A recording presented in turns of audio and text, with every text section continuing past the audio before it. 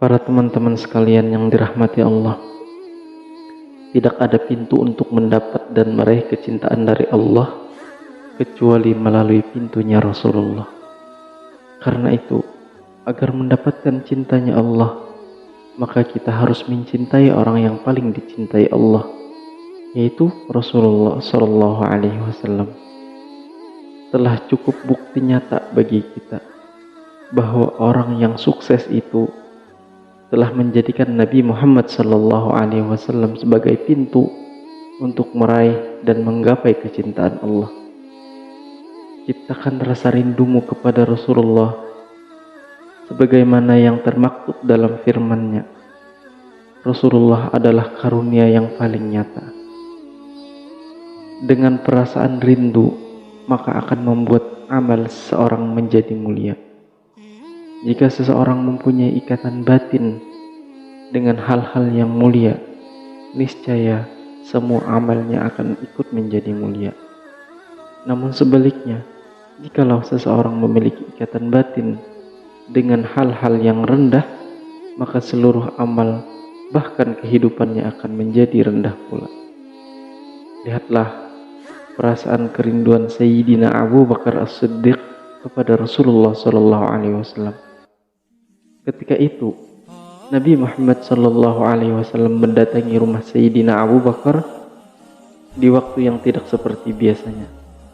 Kemudian Rasulullah Sallallahu Alaihi Wasallam menyampaikan berita rahasia tentang perintah Allah agar beliau berhijrah.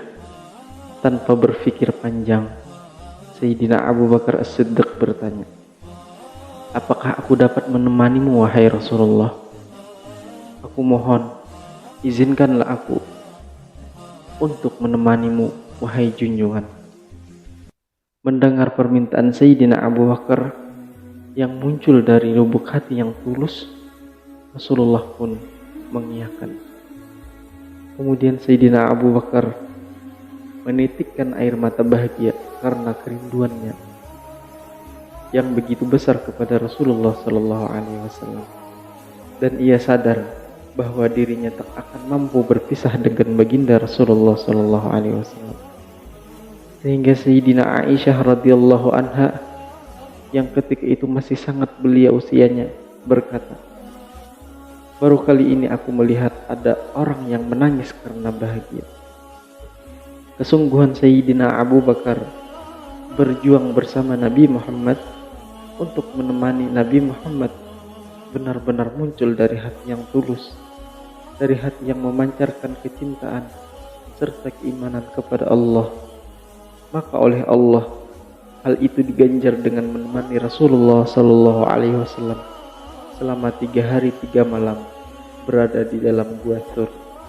Lihatlah pula kerinduan Sayyidina Bilal bin Rabah radhiyallahu anhu pada saat-saat akhir ketika ajal akan menjemputnya.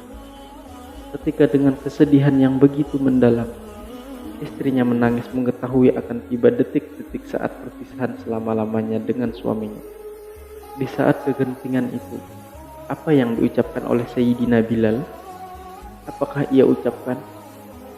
Apakah yang terucap dari lisan dan hatinya penuh kecintaan terhadap kekasihnya ini?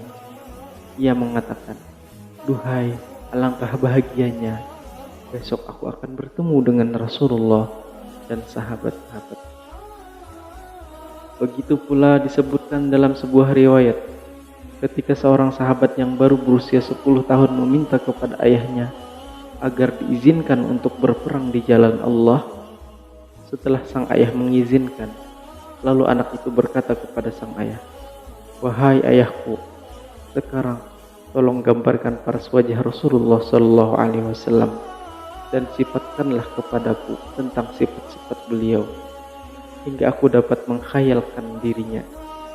Hal ini agar menambah semangatku saat berjuang nanti dan aku menjadi syahid." Hal ini muncul tiada lain karena hati yang disadari kerinduan mendalam dari sahabat kecil yang belum pernah bertemu dengan sosok Rasulullah. Bandingkan dengan apa yang diperbuat anak-anak kita sekarang. Mereka di usia 12 tahun ke atas hanya rindu kepada pemain bola dan para pemain film.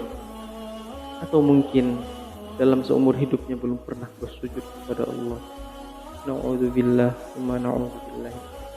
Karena itu, didiklah anak-anak kita untuk selalu rindu kepada Rasulullah Sallallahu Alaihi Wasallam.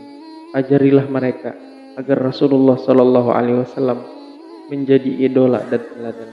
Al-Imam Al-Habib Abdullah bin Abu Bakar Al-Idrus mengatakan di dalam syair, dengan perasaan rindu, seseorang akan semakin tinggi dan menjadi mulia amalnya.